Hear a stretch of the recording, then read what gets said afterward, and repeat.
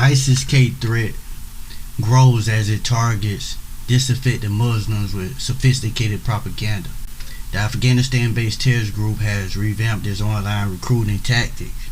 Experts say that it seeks to carry out attacks against the U.S. and other Western countries. The Islamic State affiliate in Afghanistan has ramped up its recruitment efforts in the past year. American officials and analysts say rolling out a sophisticated propaganda campaign designed to persuade disaffected Muslims to carry out terrorist plots in the U.S. and other Western countries. The recent arrest of an Afghan accused of plotting an election day attack in the U.S., as well as recent plots in France, Sweden, and elsewhere, highlight the growing threat posed by ISIS-K officially and counterterrorism, experts say.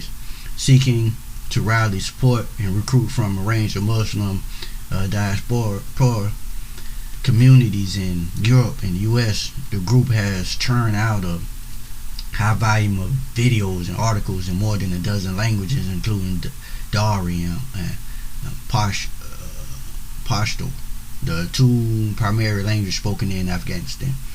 Lucas Weber, senior threat intelligence analyst at Tech Against Terrorism, a non-government organization, said ISIS-K initially focused on target immigrants in the West, but has broadened its efforts to other ethnic communities. The group is now seeking to exploit the isolation of alienation felt by Afghans and other Muslim immigrants and refugees struggling to build a life in unfamiliar secular societies. It's not surprising that they may have tapped into a resentment amongst Afghans, said Webb, who is also a research fellow at the Salford Center, a foreign policies research group based in New York. The online messages, which are sent out over social media network, TikToks, and the dark web, portrays ISIS-K as the only true and pure Islamic militant organization fighting against governments in the region and hostile foreign influences from adversaries such as the United States, Weber said. The propaganda, building on decades of messages from Al-Qaeda and other militant groups, focuses on U.S. military intervention in Muslim countries and the American military presence in other Muslim countries, painting the United States as an empire in decline, Weber said. ISIS-K, which stands for ISIS Khorasan, is an offshoot of the group that emerged in Syria and Iraq more than a decade ago, known as ISIS. The original group has been severely weakened after years of attacks from American, Syrian, and Kurdish forces. U.S. and Western officials now view ISIS-K as the more potent threat.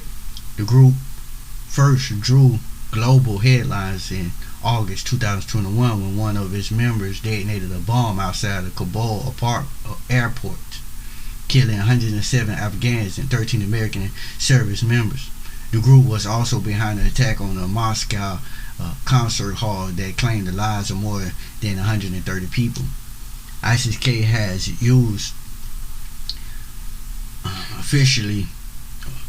artificial intelligence tools to dramatically bolster its propaganda output at low cost.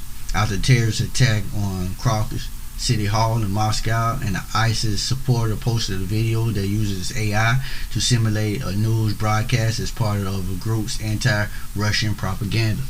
Aaron Zelin, an expert in jihadist groups at the Washington Institute for Near East Policy, said ISIS-K has multiple messaging streams depending on the particular audience. Their media operations are part of a broader recruitment and propaganda campaign. The group sought to expand its media operation as global attention focused on Israel-Hamas war, U.S. officials and analysts said. ISIS began building last year as government shifted attention and resources to the crisis in Gaza and focused on countering threats from Iran and its militant allies in the region. Brett Holmgren, acting director of the National Center for Counterterrorism, said at the Cypher Brief Security Conference this month, even as the U.S. maintained counterterrorism pressure, ISIS was able to regroup, repair its media operation, and restart its external plot, Holmgren said. Growing threats to the West, a string of recent arrests in the U.S. and other Western countries underscores the group's resurgent threat. Over the summer, 8 suspects from Tajikistan with potential ties to ISIS were arrested in the U.S. After crossing the southern border, the suspects were arrested on immigration charges not in connection with a terrorist plot. The late August, authorities in Costa Rica arrested a Tajik suspect with alleged ties to ISIS. According to the local media reports, a week later, a Pakistani man based in Canada with suspected ties to ISIS was arrested in an alleged plot to kill Jewish people in New York City. Then on October 7, Najir Ahmad Tawhidi, 27, was arrested by the FBI in Oklahoma and accused of plotting to carry out a mass shooting on election day. NBC News was first to report that Tawhidi was directed by the ISIS-K and that he worked for the CIA in Afghanistan, according to officials.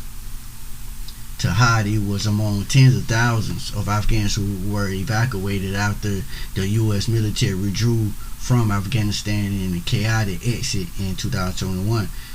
He had served in the local guard force, which guarded the perimeter of U.S. buildings for the CIA,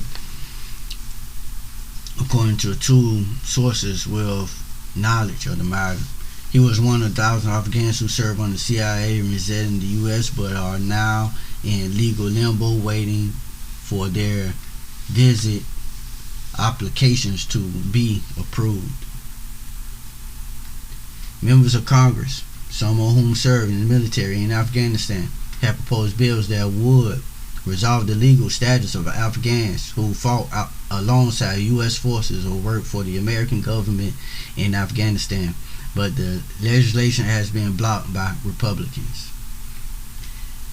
That has left tens of thousands of Afghanistans unable to legally work in America since they arrived 3 years ago. Many have spouses and children who are still stuck in Afghanistan waiting to get legal approval to travel to the U.S. Advocates for the Afghans and former intelligence officers have urged federal authorities to resolve their legal status. As time drags on, there is a risk that suicide cases among them rates could increase and that some could be lured back to Afghanistan by coercion and intimidation by the Taliban and other extremists who effectively hold their family hostage, former intelligence officers said.